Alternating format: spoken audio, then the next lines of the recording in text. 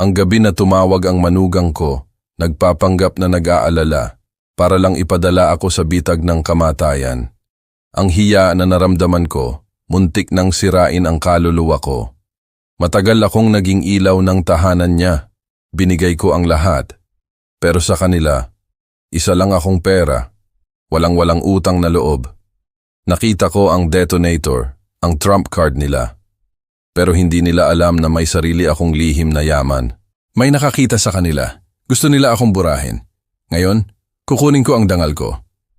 Bibigyan ko sila ng lesson na hindi nila makakalimutan. Panoorin ang kwento ko. Kwentuhan mo ako. Saan ka nakikinig? Itinabi ko ang sasakyan at binuksan ang backpack para kumuha ng tubig. Doon ko ito nakita. May kakaibang bagay sa loob. Diretso ako sa pinakamalapit na presinto ng pulisya. Dala iyon. Tiningnan ng opisyal ang aparato. Pagkatapos, tumingin siya sa akin. Sir, sabi niya, maingat. Manatili po kayong kalmado sa sasabihin ko. Ang bagay na ito ay lubhang mapanganib. Nagpapasalamat akong nandito kayo para pakinggan ito. Bago ko ipaliwanag kung anong mapanganib na aparato iyon at bakit ito nasa bag ko, sabihin niyo muna, nasaan kayo ngayon? Anong oras na?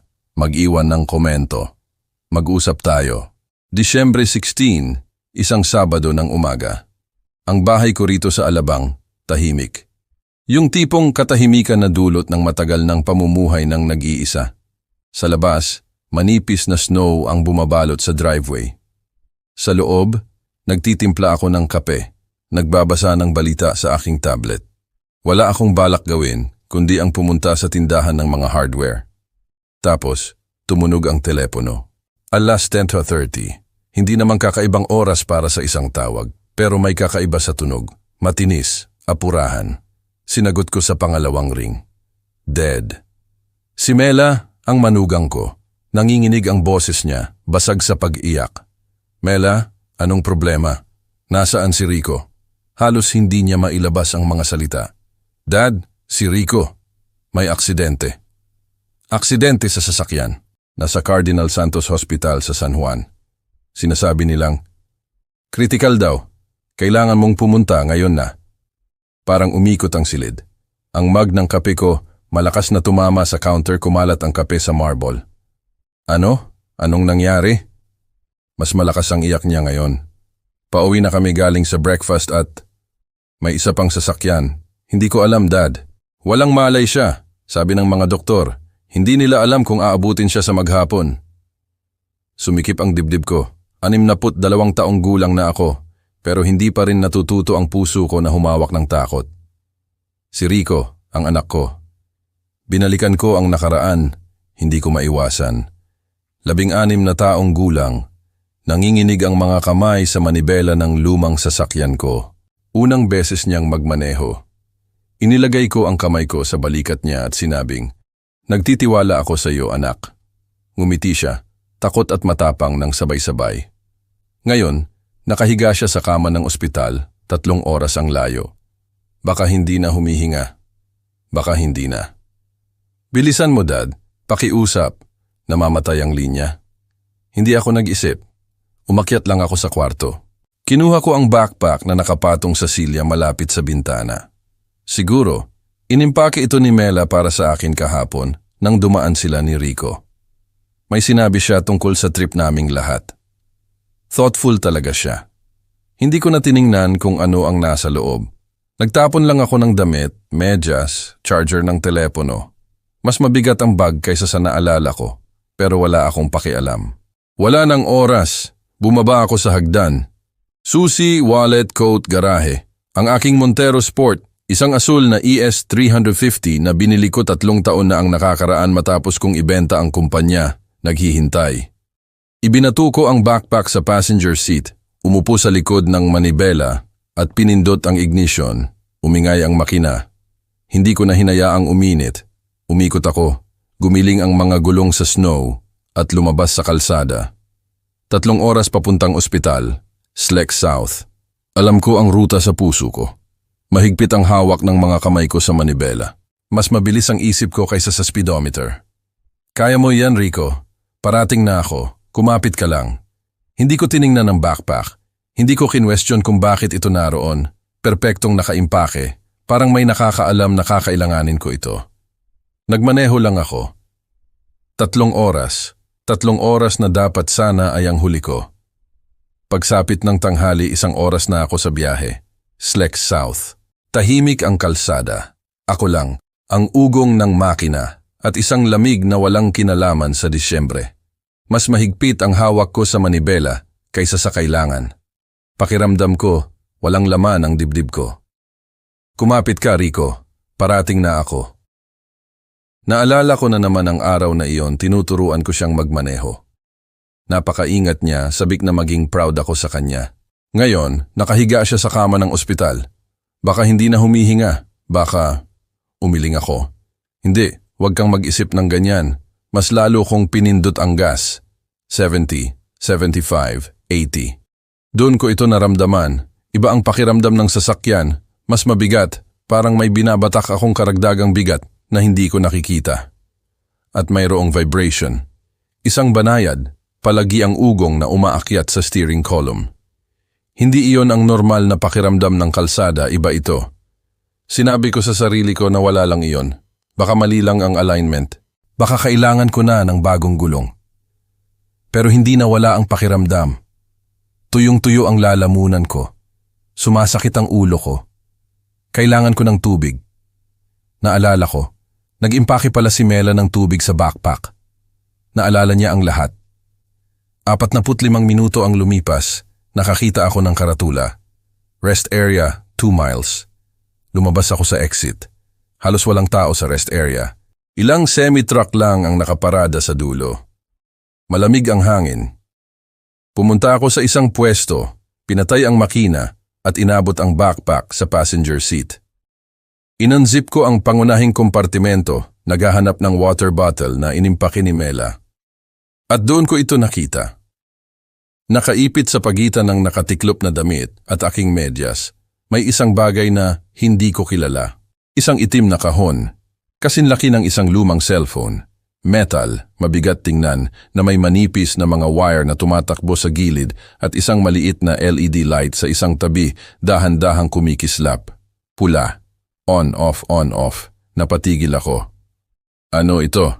Maingat ko itong kinuha, itinabi ang backpack. Malamig ang aparato sa hawak. Ang pulang ilaw, pumipintig na parang tibok ng puso. Ang anak ko o ang asawa niya ang nag-impake ng bag na ito. May maliit na switch sa gilid. Hindi sinasadyang nasagi ito ng hinlalaki ko. Click. Naging dilaw ang pulang ilaw at nagsimulang tumunog ang aparato. Bip, bip, bip. Mas mabilis pa sa pulso ko. Mas malakas pa sa hangin sa labas. Namamanhid ang mga kamay ko. Inilagay ko ito sa passenger seat. Naghahanap ng paliwanag ang utak ko. GPS tracker? Isang uri ng medical alarm? Hindi. Wala sa mga iyon ang tama. Hindi ito bagay na aksidenteng naiimpake. Ito ay bagay na itinago. At si Mela, ang manugang ko, ang babaeng pinagkatiwalaan kong mag-impake ng bag ko, ang naglagay nito rito. O mas malala pa. Si Rico. Sumikip ang dibdib ko. Lumaban ang isip ko sa ideya. Hindi ang anak ko. Hindi niya gagawin iyon. Pero patuloy sa pagbip ang aparato, mas mabilis na kumikislap ang dilaw na ilaw ngayon. At naalala ko ang pakiramdam ng sasakyan. Mabigat, mali. Tiningnan ko ang telepono ko na nasa cup holder. Maaari ko silang tawagan, itanong kung ano ito. Dapat ay may paliwanag. Pero may pumigil sa akin. Isang instinct na wala akong pangalan. Isang malamig na katiyakan ang naninirahan sa sikmura ko. 3 milya pabalik, may nakita akong karatula. Presinto ng pulisya, susunod na exit. Binalot ko ang aparato sa ekstrang kamiseta mula sa backpack. Inilagay ng dahan-dahan pabalik sa loob at isinara ang zipper. Nanginginig pa rin ang mga kamay ko. Pinaandar ko ang makina pero hindi na ako bumalik sa Slex. Umikot ako, patungo sa exit na nalampasan ko kanina. Hindi ako tumawag kay Rico. Hindi ako tumawag kay Mela. Sinabi sa akin ng instinct ko na huwag. Nagmaneho ako patungo sa tanging mga tao na maaaring may mga sagot. At ang tanging mga tao na maaari ko pang pagkatiwalaan. 5 minuto ang lumipas. Pumasok ako sa parking lot ng presinto ng pulisya. Maliit ang gusali. Isang palapag na tisa, may watawat ng Pilipinas na nakabitin sa lamig. 3 patrol car ang nakaparada sa harap. Kinuha ko ang backpack, naramdaman ang bigat ng aparato sa loob at naglakad patungo sa pasukan. Nanginginig pa rin ang mga kamay ko. Maliit ang presinto, 3 desk, kumikislap na ilaw, amoy ng sunog na kape. Isang batang opisyal sa likod ng counter ang tumingin sa akin. Pagkatapos, nakita niya ang dala ko. Sir, may maitutulong po ba ako? Inilagay ko ang backpack sa counter at inunzip ito. Kinuha ko ang itim na aparato, nabalot pa rin sa aking kamiseta. Kumikislap ang dilaw na ilaw sa tela. Bumagal ang pagbip, pero naroon pa rin, mahina, matatag. Nakita ko ito, sabi ko. Hindi ko kilala ang boses ko. Sa bag ko, hindi ko alam kung ano ito. Tinitigan ito ng opisyal. Namutla ang mukha niya. Sir, huwag ninyo pong hawakan. Bumukas ang isang pinto sa likod niya. Isang lalaki ang lumabas. Nasa late 50s, kulay abo ang buhok, matatalas ang mata. May detective's badge sa sinturon. Diretso ang tingin niya sa aparato sa counter at agad nagbago ang ekspresyon niya. Lahat, umatras, sabi niya. Ang boses niya, tumagos sa silid na parang talim. Ngayon na, napaatras ang batang opisyal. Ang detective, si Reyes, ang pangalan niya, kinuha ang radio niya. Ito si Reyes. Kailangan ko ng EOD sa presinto. Posibleng remote detonator. Uulitin ko, posibleng detonator. Tumama sa dibdib ko ang mga salita na parang suntok. Detonator. Tumingin sa akin si Reyes. Sir, kailangan ninyong lumabas. Huwag kayong hahawak ng kahit ano. Sinundan ko siya palabas sa lamig. Pakiramdam ko, bibigay ang mga binti ko. Anong pangalan ninyo? Tanong ni Reyes. Ramon Garcia. Mr. Garcia, saan ninyo nakuha ang aparato na iyan? Sa backpack ko. Nagmamaneho ako papuntang San Juan. Ang anak ko, nasa ospital. Akala ko. Ang manugang ko ang nag-impake ng bag para sa akin. Hindi ko tiningnan hanggang sa huminto ako para uminom ng tubig. Sino ang may access sa sasakyan ninyo? Nakikita ko ang anak ko at ang asawa niya, pero hindi sila. Nasa San Juan sila. Sugatan si Rico. Itinaas ni Reyes ang kamay. Hayaan muna natin yan. Sa ngayon, kailangan ninyong manatiling kalmado. 15 minuto ang lumipas. Pumasok sa lot ang isang itim na van. EOD, Explosive Ordnance Disposal. 2 lalaki na nakasuot ng tactical gear ang lumabas. May dalang kagamitan. Pumasok sila, sinuri ang aparato, nag-usap ng mahina kay Reyes. Pagkatapos, bumalik ang isa sa kanila. Detective, kailangan naming suriin ang sasakyan niya. Ang Montero Sport ko ay nakaparada 20 feet ang layo. Maingat na lumapit ang EOD team dito, gumagamit ng mga salamin sa extendable pole para tumingin sa ilalim. Ang isa sa kanila, lumuhod, ipinasok ang isang maliit na kamera sa ilalim ng driver's side. Natigilan siya. Pagkatapos tumayo siya at sinyasan si Reyes. Kailangan mong makita ito. Naglakad si Reyes, tumingin. Sumikip ang panga niya. Humarap siya sa akin. Mr. Garcia, halika rito. Naglakad ako, nanginginig ang mga binti. Hawak ng EOD tech ang salamin sa isang anggulo sa ilalim ng upuan ko. Doon, nakakabit sa ilalim ng frame, may isang kulay abo na package, mga wire, isang maliit na kumikislap na receiver. C4, tahimik na sabi ng tech. Kwarto na libra, sapat para sirain ang sasakyan at ang sinuman sa loob. Umikot ang mundo. Napaupo ako sa curb, lumabo ang paningin ko. Pakiramdam ko, bumabagsak ang dibdib ko. Lumuhod si Reyes sa tabi ko. Mr. Garcia, sino ang may access sa sasakyan ninyo? Ang anak ko, bulong ko, at ang asawa niya. Pero hindi nila gagawin. Pamilya namin sila. Nasaan sila ngayon?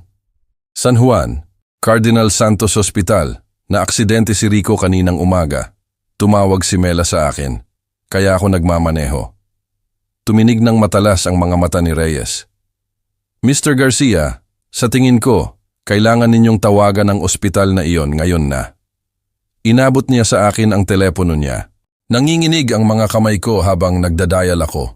Tumunog ang linya ng 2 beses. Cardinal Santos Hospital Emergency Department, paano ako makakatulong?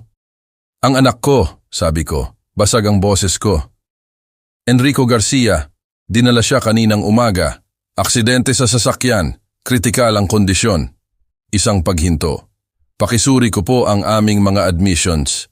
Sandali lang po, sir. Ang segundo, humaba na parang oras. Sir, paumanhin. Wala kaming pasyenteng ganoon ang pangalan. Walang admissions ngayong araw na tumutugma sa description na iyan. Nalaglag ang telepono mula sa kamay ko. Tumama ito sa simento ng walang tunog. Dinampot ito ni Reyes, pinatay ang tawag. Pagkatapos, umupo siya sa tabi ko sa curb. Mr. Garcia, tahimik niyang sabi. Sa tingin ko, may gustong mawala kayo at sa tingin ko, alam ninyo kung sino. Hindi ako makapagsalita, hindi ako makahinga. Nakahandusay ang telepono sa simento sa tabi ko. Hindi si Rico ang nasa ospital. Hindi siya nasugatan na ang ibig sabihin, lahat ay kasinungalingan. Ang tawag, ang panik, ang pagmamahal sa boses ni Mela nang magmakaawa siyang magmadali ako. Lahat iyon ay isang setup para mapag-isa ako sa daan. Nagmamaneho ng mabilis, desperado patungo sa aking huling mga sandali. Ang anak ko, ang bata na pinalaki ko ng mag-isa matapos pumanaw ang kanyang ina, ang naglagay ng aparato sa sasakyan ko. Ang asawa niya ang nag-impake ng trigger sa bag ko. Gusto nilang mawala ako at muntik na silang magtagumpay. Umupo ako roon, nanginginig, nakatingin sa snow, lamig. Naiintindihan ang katotohanan ng may brutal na kalinawan. Bawat detalye ay sinadya. Ang oras, ang kasinungalingan, ang pagmamadali, ang daan. Umaasa sila na bubulagin ako ng pag-ibig. Sa takot na magtutulak sa akin. Sa bilis na gagawa ng iba. Kung hindi ako huminto, hindi tiningnan, hindi nagtiwala sa instinct ko, nawala sana ako ng tahimik. Isa na namang aksidente na ipapaliwanag ng mga autoridad na hindi kailanman malalaman ang buong katotohanan. Isang oras ang lumipas, nakaupo ako sa maliit na office ni Reyes. Amoy ito ng lumang kape at isang bagay na hindi ko malaman. Desperasyon siguro. Inabot niya sa akin ang isang Manila folder. Kailangan ninyong makita ito, tahimik niyang sabi. Binuksan ko ito. Ang unang pahina ay isang bank statement. Pangalan ng anak ko, si Rico. Ang nasa itaas, pula ang lahat ng numero. Ang anak ninyo ay may utang na kalahating $1,000,000. Sa atin, mga 25 milyong piso, sabi ni Reyes. Cryptocurrency investments, credit cards, online gambling. Nakalubog siya, tinitigan ko ang mga numero. 25 milyong piso. Paanong hindi ko nalaman? Kinuha ni Reyes ang isa pang dokumento. Isang buwan na ang nakakaraan. Isang life insurance policy ang activated sa pangalan ninyo. 50 milyong piso. Beneficiary, Enrico Garcia. Namamanhid ang mga kamay ko. Hindi ko pinirmahan yan. Alam namin. Itinulak ni Reyes ang pangalawang pahina. Ikinumpara ng forensics ang pirma. Peke. Handwriting ng manugang ninyo. Inabot niya ang isang litrato sa desk. Si Mela nakangiti. Maganda. Nagsaliksik siya tungkol sa remote detonation systems, patuloy ni Reyes. Dark web forms, nag-download ng instruction manuals. Plinano niya ito, Mr. Garcia. Bawat detalye. Pakiramdam ko, masyadong maliit ang silid, masyadong mainit. Pero si Rico, mahina ang anak ninyo, sabi ni Reyes. Hindi malupit, kundi factual. Nakalubog sa utang, desperado. Binigyan niya ito ng paraan para makawala at kinuha niya. Naalala ko si Rico noong bata pa. Tinuturuan siyang magbisikleta, tinutulungan siya sa homework, pinapanood siyang umakyat sa stage sa graduation. Pinalaki ko siyang mag-isa matapos pumanaw ang kanyang ina. Binigay ko ang lahat, ang bahay, pera, pag-ibig, at ito ang paraan ng pagbayad niya sa akin. Binigay ko sa kanila ang lahat, bulong ko. Basag ang boses ko. Ang bahay, pera, pinalaki ko siya ng mag-isa pagkatapos niyang mawala. At ito, dumating ang luha. Hindi ko mapigilan, hindi nagsalita si Reyes. Hinayaan lang niya akong umupo roon, nanginginig ang mga balikat, nakatakip ang mukha. Pagkaraan ng 1 minuto, nagsalita siya ulit. Mr. Garcia, maaari namin silang arestuhin ngayon. Attempted elimination, fraud, pero kukuha sila ng lawyer. Sasabihin, nagmalfunction ang aparato, na aksidente lang iyon. Makakalaya sila sa loob ng 5 taon. Tumingin ako. Nag-aapoy ang mga mata ko. Oh, sabi ni Reyes, sumandal pasulong. Gawin natin silang maniwala na nagtagumpay sila.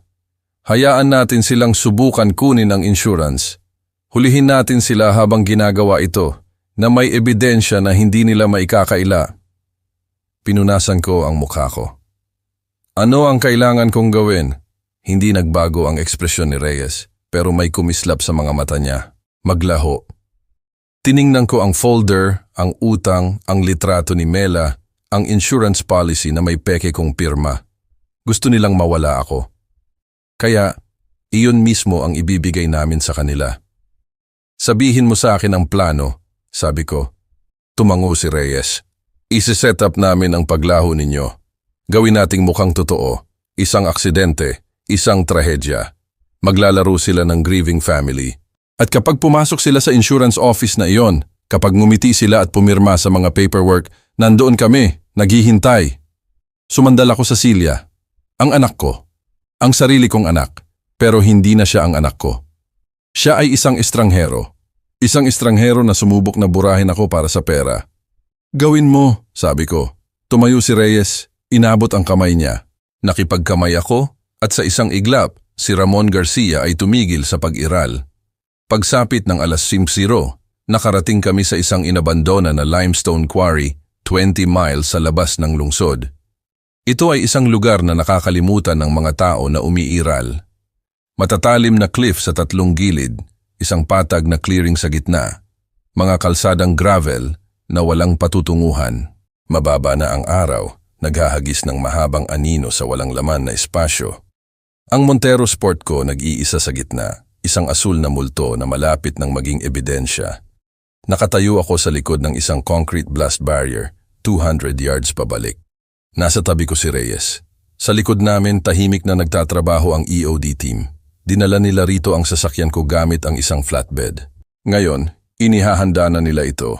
Ang isang tech ay naglagay ng crash test dummy sa driver's seat, patay na bigat, para gayahin ang isang katawan. Ang isa naman, inilagay ang wallet ko at isa sa mga sapatos ko malapit sa wreckage zone.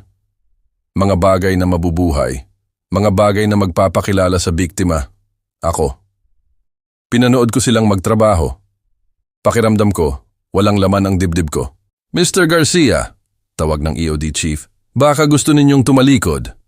Umiling ako. Hindi. Kailangan kong makita ito. Tumango siya, hindi nakipagtalo. Tinapos ng team ang paghahanda at umatras sa likod ng barrier kasama namin. Ang isa sa kanila ay may hawak na remote trigger. Ang isa naman, may dalang fire extinguisher, handang kontrolin ang apoy. Tiningnan ako ni Reyes. Sigurado ka bang handa ka na rito? Hindi ako, pero sinabi ko. Gawin mo. Nagsalita ang EOD chief sa radio niya. Lahat ng tauhan, clear. Detonation sa 5, 4, 3, 2, 1. Pinindot niya ang button. Ang pagsabog ay humagupit sa quarry na parang kulog. Isang malaking fireball ang sumabog mula sa ilalim ng sasakyan ko, kulay kahel at pula, umuugong na itim na usok ang pumailan lang sa langit. Umalis ang Montero Sport sa lupa, tumilapon at bumagsak sa isang baluktot na tumpok ng nasusunog na metal. Ang tunog, umalingaw-ngaw sa cliff, matalim at brutal. Naramdaman ko ang shockwave sa dibdib ko. At hindi ako makatingin palayo. Iyon sana ako. Nasusunog. Wala na. Nabura. Nanghina ang mga tuhod ko. Inilagay ni Reyes ang kamay niya sa balikat ko. Ayos ka lang? Hindi ako sigurado kung magiging ayos pa ako muli. Pumasok ang mga bombero na may dalang hose, nag-i-spray ng foam sa wreckage. Dahan-dahang namatay ang apoy, nag-iwan ng itim na balangkas ng bakal. Umikot ang usok sa clearing, amoy ng sunog na goma at gasolina. Tinitigan ko ang natira sa sasakyan ko. Hindi ko alam kung sino na ako, bulong ko. 2 oras ang lumipas, nakaupo ako sa isang safe house sa kabilang bayan. Ito ay isang maliit na apartment, payak na furniture, beige na mga pader, isang bintana na nakatanaw sa parking lot. Dinala ako rito ni Reyes, Sinabihan akong manatili sa loob, huwag gumamit ng telepono, hayaang maniwala ang mundo na wala na ako.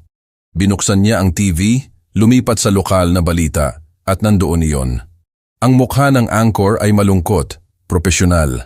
Sa likod niya, isang litrato ng sasakyan ko, o ang natira rito, nasusunog sa gilid ng Slex. Breaking news ngayong gabi, sabi niya. Si Ramon Garcia, 62, isang retiradong negosyante mula sa Alabang, ay nasawi sa isang pagsabog ng sasakyan sa Slex ngayong hapon. Sinasabi ng mga autoridad na iniimbestigahan ang sanhi, ngunit ang mga early report ay nagmumungkahi ng posibleng mechanical failure. Si Mr. Garcia ay nag-iisa sa oras ng insidente. Nabuhay siya ng kanyang anak at manugang. Lumabas ang litrato ko sa screen. Isang larawan mula sa 5 taon na ang nakalipas, nakangiti, buhay. Sa ilalim nito, puting text, in memory, 1962-2024. Tinitigan ko ito, ang sarili kong mukha, ang sarili kong pangalan, ang sarili kong katapusan. Hindi ito parang totoo. Nakamute ang TV. Ngayon, maghihintay tayo at panonoorin natin sila. Tiningnan ko siya. Gaano katagal? Hindi magtatagal, sabi niya. Makikita nila ito. Kailangan nilang mag-react, maglaro ng papel ng devastated family. At kapag ginawa nila iyon, kapag inakala nilang ligtas na, gagawa sila ng hakbang para sa insurance money. Sumandal siya sa silya niya. Doon natin sila huhulihin. Bumalik ako sa TV. Naroon pa rin ang litrato ko, in memory. Isa na akong multo ngayon, nanonood, naghihintay. At kapag dumating ang anak ko at ang asawa niya para sa pera, kapag ngumiti sila at pinirmahan ang mga papel na iyon, nandoon ako, hindi nawawala, invisibly lang. Nang gabing iyon, 8 Manda, Sabado pa rin, nakaupo ako sa isang safe house sa kabilang bayan. Ang mga screen, nagliliwanag sa dilim. Sa monitor sa morgue ng ospital ng probinsya, at nandoon sila, ang anak ko at ang asawa niya. Naglagay si Detective Reyes ng mga hidden camera sa morgue 2 oras na ang nakakaraan. May audio rin. Makikita namin ang lahat. Maririnig ang lahat. Pinanood ko ang anak ko na pumasok sa malamig, malinis na silid na iyon. Pula ang mukha niya, maga ang mga mata. Si Mela ay nasa tabi niya, isang kamay sa balikat niya. Nakasuot siya ng itim, nakatali ang buhok, walang makeup. Ang larawan ng isang nagluluksa na manugang. Dinala sila ng medical examiner sa isang mesa na may puting sheet. Sa ilalim nito, isang katawan, hindi ako. Isang stand-in, sunog na lampas sa pagkakakilanlan. Inayos na iyon ni Reyes. Inalis ng examiner ang sheet. Sapat lang. Tinitigan ni Rico. Pagkatapos tumalikod siya. Nakatakip ang kamay sa bibig niya. Nanginginig ang mga balikat niya. Iyan ang tatay ko, bulong niya. Lumapit si Mela, tiningnan niya ang katawan, hindi nagbago ang mukha niya. Kalmado, kontrolado. Inilagay niya ang kamay niya sa sheet ng dahan-dahan. Oo, malumanay niyang sabi. Iyan si Ramon. Bumagsak si Rico sa isang silya, umiiyak. Lumuhod si Mela sa tabi niya, niyakap siya. May binubulong na hindi namin marinig. Umupo ako sa dilim, nanonood. Masakit ang dibdib ko, nanginginig ang mga kamay ko. Iyan ang anak ninyo. Tahimik na sabi ni Reyes sa tabi ko. Hindi ako sumagot. Hindi ko kaya. Isang oras ang lumipas, bumalik na sila sa bahay ko. Naglagay din ng mga kamera ang team ni Reyes doon. Living room, kusina, pati ang kwarto. Nakikita ko ang lahat. Nauna si Rico na pumasok, inihagis ang coat niya sa couch. Sumunod si Mela, isinara ang pinto sa likod niya. Sa isang sandali, wala sa kanila ang gumalaw. Pagkatapos, dahan-dahang huminga palabas si Mela, parang matagal na siyang nagpipigil ng hininga. Tapos na, sabi niya. Humarap si Rico sa kanya. Hindi na pula ang mukha niya. Walang luha. Mukha lang siyang pagod. Sigurado ka bang solid ang policy? Tanong niya. Ngumiti si Mela. Hindi iyon mainit. Matatalim iyon. 50 milyong piso, baby. Completely solid. Kailangan lang nating maghintay na magsara ang investigasyon. Pagkatapos, mag-file tayo ng claim. Umupo si Rico sa couch, hinimas ang mukha niya. Paano kung malaman nila? Paano kung hindi nila malalaman? Putol ni Mela sa kanya.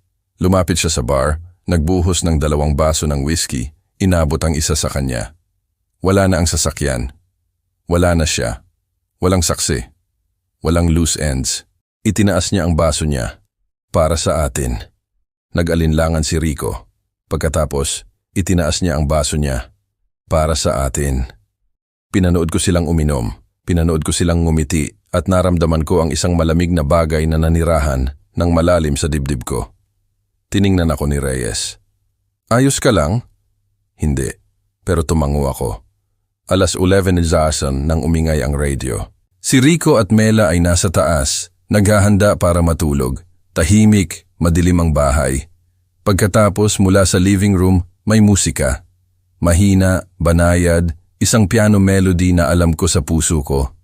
Unforgettable. Iyan ang paboritong kanta ng asawa ko. Lumabas si Rico sa tuktok ng hagdan, nakakunot ang noo. Binuksan mo ba ang radio? Lumabas si Mela sa likod niya, nakabalot sa robe. Hindi, akala ko, ikaw. Naglakad sila pababa ng dahan-dahan. Patuloy ang musika. Naabot ni Rico ang radio. Nakapatong ito sa shelf malapit sa fireplace kung saan ito palagi. Tinitigan niya ito. Pinatay ko ito, sabi niya. Tiningnan siya ni Mela. Kung gayon patayin mo ulit, pinindot niya ang power button. Tumigil ang musika. Pumuno ang katahimikan sa silid. Tumayo sila roon, hindi gumagalaw, hindi nagsasalita. Pagkatapos tumawa si Mela, maikli, kinakabahan. Lumang bahay, kakaibang electrical stuff. Ayos lang yan. Hindi mukhang kumbinsido si Rico. Tumingin siya sa paligid ng silid, parang naghahanap ng isang bagay o isang tao. Oo, bulong niya. Siguro, pero nanginginig ang boses niya. Bumalik sa safe house, sumandal si Reyes sa silya niya. Nakakross ang mga braso, may mahinang ngiti sa mukha. Simula pa lang yan, sabi niya. Tinitigan ko ang screen. Pinanood ang anak ko na nakatayo sa living room ko, takot at nalilito. Nagtanim kami ng pagdududa, takot. Ang tanong, nawala ba talaga siya? Kinabukasan, mas lalo naming itutulak. Linggo ng gabi, maagang natulog si Rico. Sumunod si Mela pagkaraan ng 1 oras. Wala sa kanila ang nakakaalam na pumasok sa bahay ang team ni Reyes habang nagdi-dinner sila. Pinanood ko ang bedroom camera feed mula sa safe house. Nakaupo si Reyes sa tabi ko. May kape, naghihintay. Umakyat si Rico sa kama, hinila ang kumot. Inilagay ang ulo niya sa unan. Pagkatapos, natigilan siya. May matigas na bagay na tumama sa likod ng bungo niya. Dahan-dahan siyang umupo. Inabot sa ilalim ng unan, kinuha iyon. Ang detonator. Ang parehong itim na aparato na inilagay niya sa backpack ko 1 linggo na ang nakakaraan. Kumikislap ang dilaw na ilaw, dahan-dahan, matatag. At nakatali sa itaas, isang maliit na piraso ng papel, sulat kamay. Nakalimutan mong patayin ito, anak.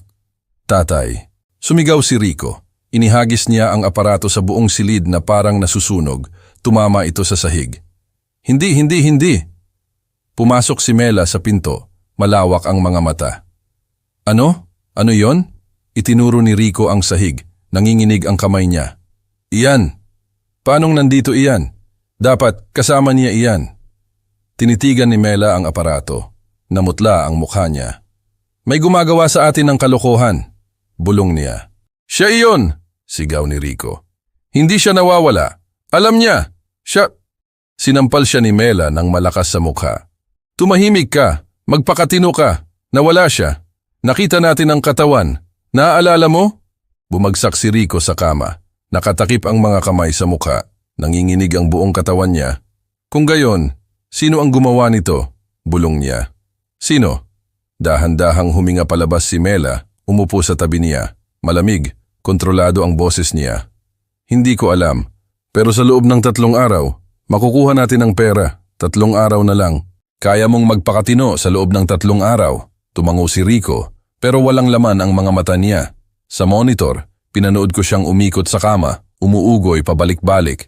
Pagkatapos, narinig ko iyon, halos hindi marinig sa camera mic. Paumanhin, tatay, paumanhin. Ipinikit ko ang mga mata ko. Naramdaman ko ang isang bagay na nabasag sa loob ko. Hindi nagsalita si Reyes. Inabutan lang ako ng tissue. 3 araw ang lumipas. Huwebes, Disyembre 21, Pumasok sila sa insurance office sa Makati. Wala silang ideya kung ano ang naghihintay sa kanila sa ika-40 palapag. Huwebes ng umaga, Disyembre 21. Ang kumpanya ng insurance ay sumasakop sa ika-40 palapag ng isang glass tower sa downtown Makati. Floor-to-ceiling windows, isang makintab na mahogany desk, 3 lalaki na nakasuot ng suit at isang paghuhukom na 20 taon sa paggawa. Pumasok si Rico at Mela na nakasuot ng itim, propesyonal, kalmado. Si Mela ang unang nakipagkamay sa direktor. "Salamat sa pagpupulong sa amin sa panahong ito," malumanay niyang sabi. Tumango ang direktor, isang lalaki na may kulay abong buhok. "Ang aming pakikiramay, pakiupo." Umupo sila. Ikinrus ni Mela ang mga kamay niya sa mesa. Tumatalbog ang binti ni Rico sa ilalim ng desk, nervous energy. Inabot ng direktor ang isang tumpok ng mga papel. "Bago namin i-process ang payout, meron kaming standard procedure. Sinusuri namin ang timeline ng insidente." Mabilis na tumango si Rico. "Siyempre, anuman ang kailangan ninyo." Pinindot ng direktor ang isang button sa isang maliit na remote. Bumaba ang isang malaking screen mula sa kisame sa likod niya. Lumabo ang mga ilaw. "Ang footage na ito," kalmadong sabi ng direktor, "ay nakuha mula sa home security system ng inyong ama." Kumislap ang screen. Garahe. Sabado, Disyembre 16, 2:17 a.m. Mataas ang camera angle, malapit sa kisame. Wide view ng buong espasyo. Ang asul na Montero Sport ay nasa gitna. Pagkatapos, lumabas ang dalawang figure. Si Mela at Rico gumagalaw ng tahimik, maingat. Lumuhod si Rico sa tabi ng sasakyan, binuksan ang pinto ng driver's side, dumulas sa ilalim. Mabilis ang mga kamay niya, inaayos ang isang maliit na itim na package sa ilalim ng upuan, C4. Si Mela ay nakatayo sa tabi ng sasakyan, hawak ang detonator. Maingat niya itong inilagay sa loob ng isang backpack sa workbench, isinara ang zipper, inilagay sa mesa malapit sa pinto. Malinaw, hindi maikakaila. Pumuti ang mukha ni Rico. Pinalabas ang pawis sa noo niya, biglang tumayo si Mela. "Ito, peke ito, na-edit, deepfake." Hindi kumurap ang direktor. "Ang footage na ito ay kinuha mula sa home security camera ng inyong father-in-law. In-install 2 linggo bago. May timestamp, cloud-stored, admissible sa korte." Tumataas ang boses ni Mela. "Wala siyang kamera sa garahe." Isang boses ang nagsalita mula sa pintuan. Kalmado, matatag. "Ang totoo, naglagay ako." Lumingon si Rico, natigilan. Pumasok si Ramon sa silid. Nakasuot ng gray suit, malusog, buhay. Bumuka ang bibig ni Rico. Walang lumabas na tunog. Pagkatapos, sa wakas, "Hindi, hindi, hindi, hindi." Bumagsak siya sa silya, nakatakip ang mga kamay sa muka, umiiyak. Umikot si Mela patungo sa pinto, pero hinaharangan ni Detective Reyes ang daan niya. 2 nakasuot ng uniform na opisyal ang pumasok sa likod niya. "Carmela Garcia," tahimik na sabi ni Reyes. "Arestado ka." Isang opisyal ang lumapit na may dalang handcuffs. Umiling si Mela, wild ang mga mata. "Siya iyon!" sigaw niya. Itinuro si Rico. "Siya ang nagplano ng lahat. Hindi ko alam. Minanipula niya ako." Tumingin si Rico. Umaagos ang luha sa mukha niya. "Sinungaling ka. Ideya mo yan. Ikaw ang nagsaliksik. Pinagawa mo sa akin." Binaluktot ng galit ang mukha ni Mela. "Wala kang kwenta. Mahina. Parang sabi ng tatay mo." Ikinadinahan ng opisyal ang mga pulso niya. Lumaban siya pero mahigpit ang hawak nila sa kanya. "Mabubulok ka rito," hiyaw niya kay Rico. "Mabubulok ka mag-isa." Hinila nila siya patungo sa pinto. Sumisigaw pa rin siya nang kaladkarin nila siya sa hallway. Dahan-dahang lumakad si Ramon patungo sa anak niya, huminto ng ilang feet ang layo.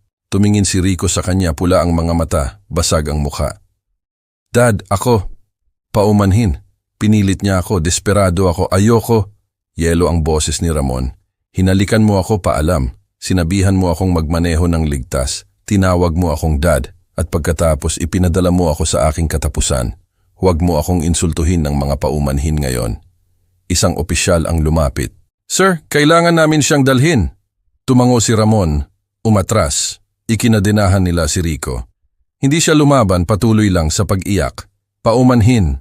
Paumanhin, paumanhin, inilabas nila siya. Umalingaw-ngaw ang boses niya sa hall hanggang sa magsara ang mga pinto ng elevator. Nakatayo si Ramon nang nag-iisa sa gitna ng silid, nakatingin sa walang laman na pintuan. Lumapit si Reyes ng tahimik. Ayos ka lang? Hindi tumingin sa kanya si Ramon, patuloy lang sa pagtingin. Hindi, sabi niya. Pero tapos na. Wala na sila, naka-handcuff, patungo sa mga cell na magiging bahay nila sa loob ng mga dekada. Nakuha ang katarungan, pero ang sakit, ang pagtataksil. Iyon ay hindi kailanman nawawala. Nananatili ito magpakailanman. 6 na buwan ang lumipas, Hunyo. Punong-puno ang courtroom sa Lower Manila. Mga reporter, camera, lahat gustong makita ang anak at manugang na sumubok na burahin ng isang ama para sa pera. Umupo ako sa likod na hilera, tahimik, nanunood. Si Detective Reyes ang unang nagpatotoo. Pinakita niya ulit ang garage footage. Ipinaliwanag kung paano nagsaliksik si Mela tungkol sa remote detonation systems, kung paano niya pineke ang pirma ko sa insurance policy, kung paano niya isinaayos ang bawat detalye. Tinawag siya ng prosecutor na mastermind. Si Rico, sabi niya, ay mahina, desperado, pero complicit. Sumubok ang defense attorney ni Rico na magtalo ng coercion, desperasyon, pero pinatahimik ito ng judge. Ang desperasyon, sabi niya, ay hindi nagbibigay ng dahilan para sa conspiracy to commit harm. Parehong lumahok ang mga defendant ng kusa. Nakulong si Mela ng life in prison, walang parol. Si Rico nakakuha ng 25 taon. Ngumiti si Mela nang malamig ng basahin ang kanyang sentensya. Umiyak si Rico. Wala akong naramdaman. Ngayon nakatira ako sa isang 1-bedroom apartment sa Quezon City. Simpleng furniture, walang garahe, walang Montero Sport. Ibinenta ko ang bahay, idinonate ang karamihan ng pera, nagtira lang ng sapat para mabuhay ng tahimik. 3 umaga sa isang linggo, nagboboluntaryo ako sa isang senior care center. Nagbabasa ako sa mga residente na hindi na makakita ng maayos. Pinakikinggan ko ang mga kwento nila. Umupo ako sa tabi nila kapag nalulungkot sila. Sa gabi, umuupo ako sa balcony ko at pinapanood ang paglubog ng araw. Iniisip ko kung ano ang nawala sa akin at kung ano ang nailigtas ko. Nawala ang anak ko, pero nailigtas ko ang kaluluwa ko. Ang pera ay sumisira, ang kasakiman ay lason. At ang pagtitiwala, kapag nasira, wala na, magpakailanman. Nagsusulat sa akin si Rico mula sa kulungan. Hindi ko binabasa ang mga sulat niya. Si Mela, natutunan niya kung ano ang ibig sabihin ng mawala ang lahat. Kagandahan, kalayaan, kontrol. Tumatanda siya sa isang cell, nag-iisa, nakalimutan. At ako, malaya ako. Hindi mayaman, hindi napapalibutan ng pamilya, pero nabubuhay ako. Totoong nabubuhay. At iyon, mas mahalaga kaysa sa 50 milyong piso. Tumayo ako, naglakad sa loob, nagsimulang maghanda ng simpleng hapunan. Pasta, gulay, isang tasa ng tsaa. Humuhuni ako ng mahina sa sarili ko, isang bagay na kinakanta ng asawa ko. Ngumiti ako ng bahagya. Ako si Ramon Garcia, 62 taong gulang, retiradong negosyante, at ang lalaking sinubukan ng kanyang anak na burahin para sa 50 milyong piso. Ito ang totoo kong kwento, hindi fiction, hindi exaggerated, bawat salita na narinig mo ay nangyari, at ito ay isa sa mga kwento ng lolo na kailangan mong marinig, dahil ang aral ay maaaring magligtas ng buhay mo. Kung may isang bagay akong gustong kunin ninyo, ito iyon. Huwag kayong maging katulad ko. Nagtiwala ako ng bulag. Binigay ko sa anak ko ang lahat. Pera. Mga pangalawang pagkakataon. Inignora ko ang mga red flags. Ang paggasta. Ang entitlement. Ang lamig sa mga mata ni Mela. Nagbigay sa akin ng mga babala ang Diyos. Hindi ako nakinig. Akala ko, kaya ng pag-ibig na ayusin ang kasakiman. Hindi. Ang kasakiman ay isang lason na sumisira mula sa loob. At kapag pinagana mo ito, kapag binigyan mo ang mga anak mo ng yaman nang hindi sila tinuturuan ng responsibilidad, hindi ka tumutulong sa kanila, sinasira mo sila. Iniligtas ng Diyos ang buhay ko sa isang dahilan. Siguro, para maibahagi ko sa inyo ang totoo kong kwento. Huwag ninyong itatayo ang legacy ninyo sa pera lang.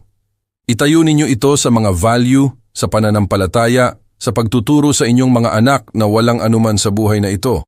Walang mana, walang insurance policy ang mas mahalaga kaysa sa integridad. Ang totoo kong kwento ay isang babala.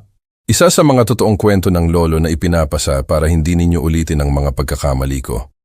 Kung naantig kayo rito, mag-iwan ng komento sa ibaba at sabihin sa akin, saan kayo nakikinig? Ano ang isang aral na kinuha ninyo? Ibahagi ito sa isang taong kailangang makarinig nito. At kung gusto ninyo pa ng mga totoong kwento ng lolo na tulad nito, mga aral mula sa mga taong nabuhay rito, mag-subscribe sa channel na ito. Dahil ang karunungan ay hindi lang natututunan, ibinabahagi ito. Pagpalain kayo ng Diyos, manatiling matalino, at tandaan, magtiwala sa Diyos pero bantayan ang sarili. At doon mga kapatid, doon nagwakas ang lahat. Nakita ni Rico at ni Mela ang C4 na inilagay nila. Ang C4 na dapat sana ay ang katapusan ko. Hindi na ako umiiyak, wala nang hiya. Pinalitan ng dangal at kapayapaan. Tandaan ninyo ito, ang utang na loob at pag-ibig ay dapat manatili sa puso. Kapag pinalitan ng kasakiman, sira na ang pamilya. 50 milyong piso lang ang gusto nila. Pero kinuha ko ang kalayaan ko. Ang kalayaan ko, mas mahalaga. Kung na-touch kayo sa kwento ko, mag-comment kayo. Ano ang aral na kinuha ninyo? Saan kayo nanonood? I-share ang story na ito. God bless.